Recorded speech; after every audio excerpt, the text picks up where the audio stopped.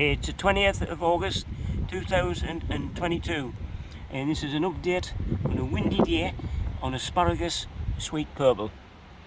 I'm very pleased to say there's some new shoots or spears coming through. Not many, but they're actually new ones.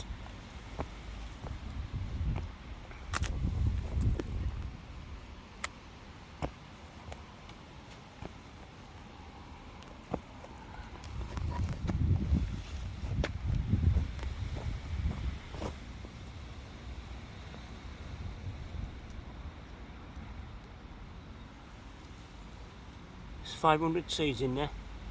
I don't think there's 500 plants. But I'm watering today. I'm spraying them with natural gold, which is it's made out of worm castings. Work that one out. Right.